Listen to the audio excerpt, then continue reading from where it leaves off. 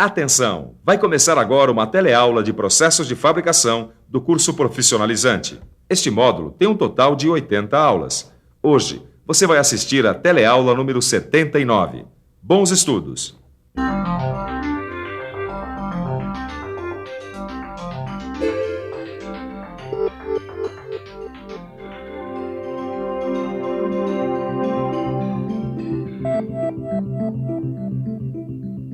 Bom senso. Esse é o segredo para entender a teleaula de hoje. É que diante dos inúmeros métodos e processos de produção que você conheceu nas últimas teleaulas, e diante das novidades tecnológicas saídas dos laboratórios de pesquisa, muitos profissionais ficam com dúvidas na hora de encontrar a melhor solução para cada necessidade de produção. Na hora de escolher o método de produção adequado, os custos e as condições técnicas devem ser pesados e comparados. E esse é o assunto da teleaula de hoje. Na teleaula de hoje, você vai ver os métodos clássicos de usinagem, vai ver como podem ser agrupados os novos métodos e vai ver como agir diante da escolha do método de trabalho. Para escolher o melhor processo de produção, não existe uma regra geral. Em cada caso, é necessário comparar os custos e as condições técnicas. Quer dizer, você tem que conhecer muito bem as opções disponíveis para poder avaliar direitinho qual é o método que casa melhor com o tipo de trabalho que você tem que realizar. Mas para não ficar perdido na hora de escolher o melhor método de trabalho, fique ligado, porque a teleaula de hoje está começando.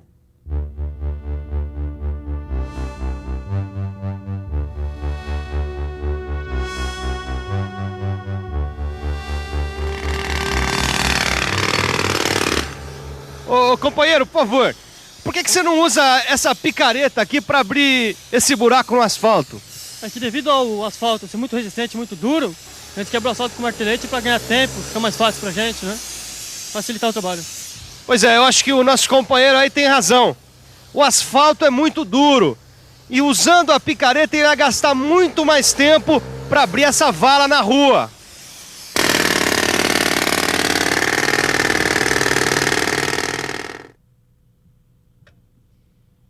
É claro que nesse caso aqui, se ele usasse uma britadeira, ele ia destruir a calçada. Também não é necessário usar uma britadeira para abrir um buraquinho desses na calçada, né?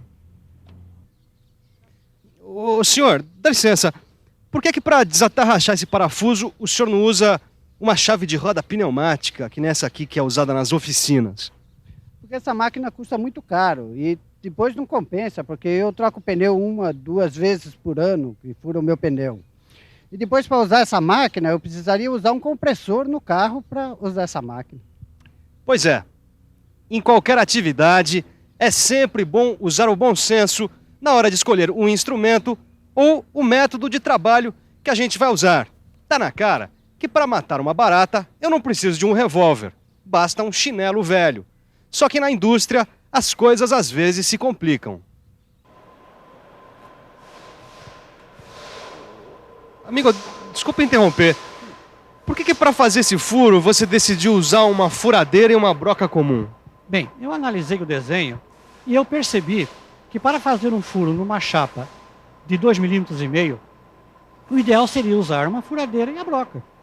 É, mas também dava para usar uma máquina de corte a laser, né? Sim, mas aí eu iria gastar tempo, dinheiro e jogar tecnologia fora. Viu só?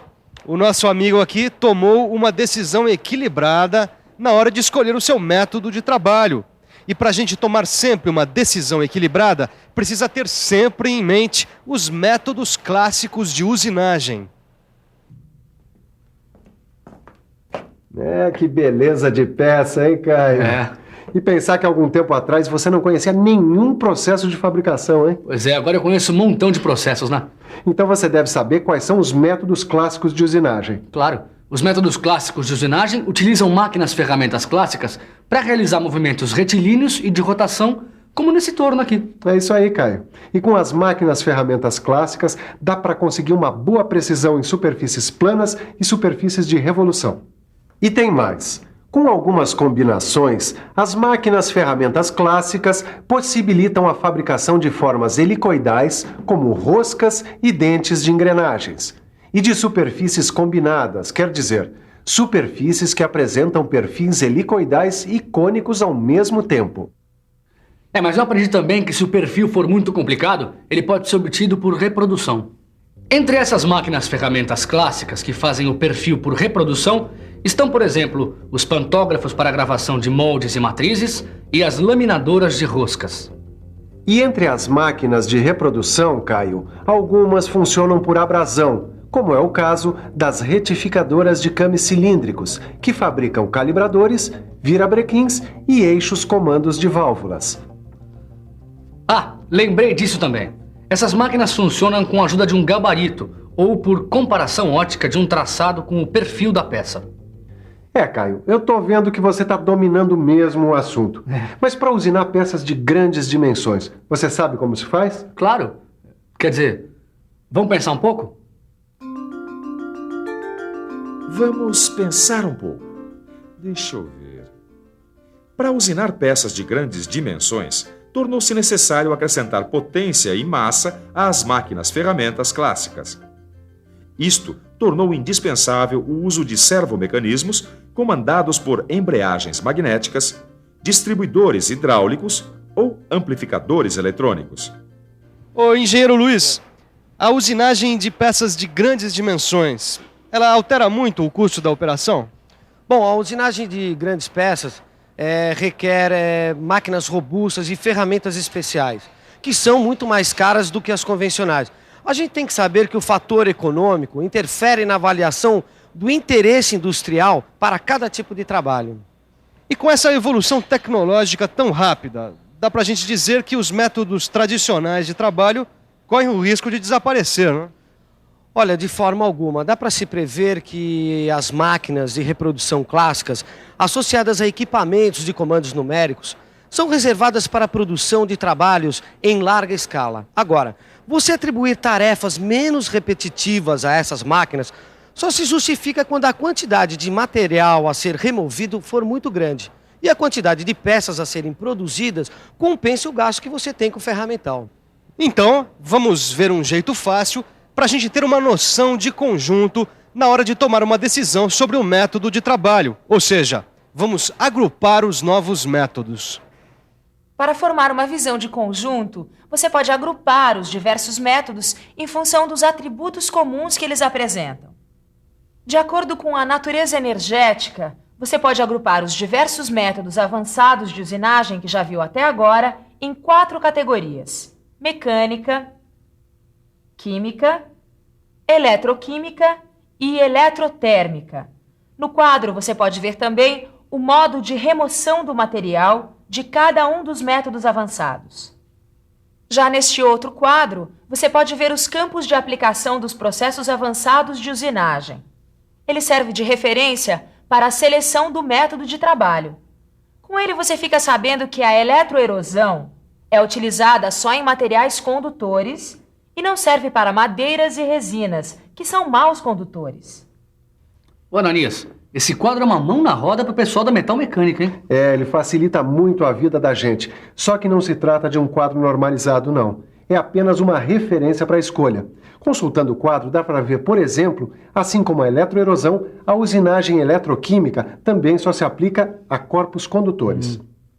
Dá para ver também que o corte por plasma também só se aplica a metais condutores como o aço inoxidável ou o alumínio.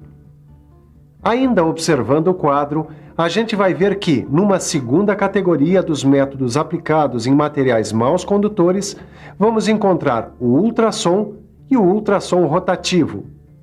Veja que estes métodos são utilizados para a usinagem do vidro, da cerâmica e do diamante, que são frágeis, duros e quebradiços. Através do quadro, a gente vai ver também que o feixe de elétrons, o jato de água ou o laser são métodos usados quando o objetivo é a microusinagem. Quanto à usinagem química, ela é especialmente indicada para a produção de peças delicadas, como componentes eletrônicos, por exemplo. Mesmo conhecendo bem todos esses métodos, você tem que fazer uma análise mais detalhada antes de escolher o procedimento. Cada método tem uma particularidade a ser considerada e, por isso, você precisa ficar por dentro.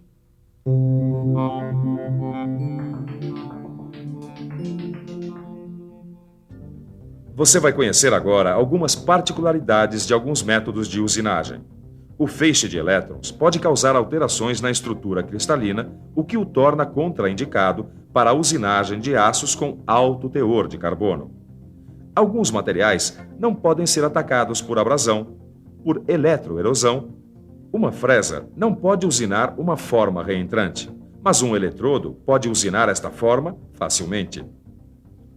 Você acabou de ter uma visão de conjunto de diferentes técnicas.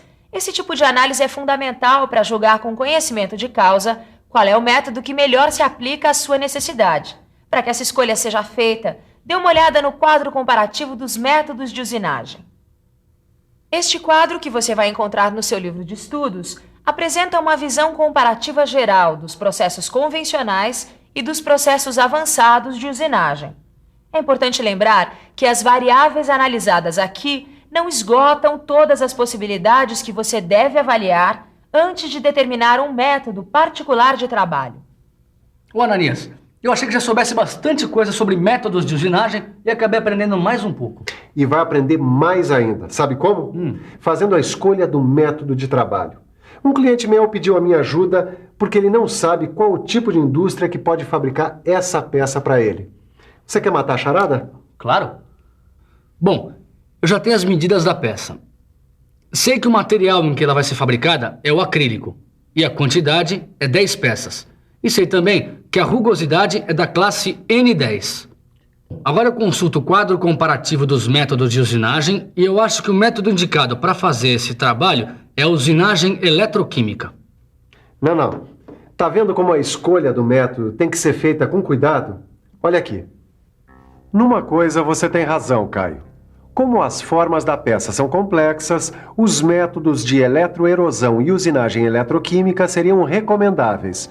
Só que a peça tem que ser feita com um material mau condutor, o acrílico, e isso inviabiliza o uso desses dois métodos. Ah, você tem razão, Ananias. Agora eu estou percebendo outra coisa. Mesmo que fosse possível usinar esse material por eletroerosão, o custo de confecção do eletrodo ficaria muito alto e para fabricar só 10 peças, não valeria a pena gastar esse dinheiro. Depois de pesar as variáveis apresentadas no quadro comparativo, a gente vai ver que a usinagem a laser é a melhor alternativa, porque não requer a fabricação de uma ferramenta específica para a operação. O laser usina formas complexas com rapidez, diminui os riscos de quebra de um material frágil e apresenta bom acabamento de superfície. Já deu para perceber que cada caso é um caso, né? E a gente tem que pensar muito em cada um deles. Bom, enquanto eu e o Caio ficamos aqui de olho no nosso quadro comparativo de métodos de usinagem, você fica de olho na revisão. E atenção, se liga aí que é hora da revisão. Na teleaula de hoje, você viu que os métodos clássicos de usinagem realizam movimentos retilíneos e de rotação. E viu que perfis mais complexos são obtidos por reprodução. Viu que os novos métodos podem ser agrupados de acordo com a sua natureza energética. E, finalmente, viu um exemplo de como fazer a escolha do método de trabalho de acordo com as particularidades de cada método.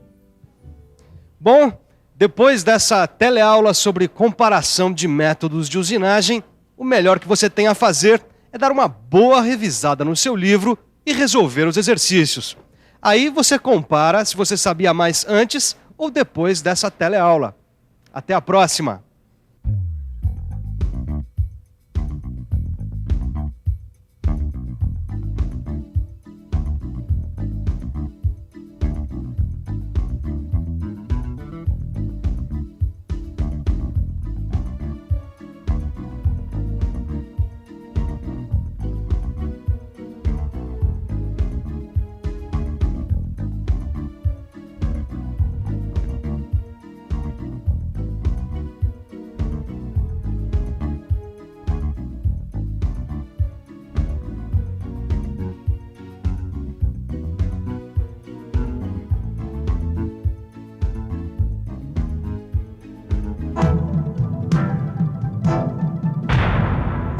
Telecurso 2000, um programa de educação do Sistema Fiesp e da Fundação Roberto Marinho.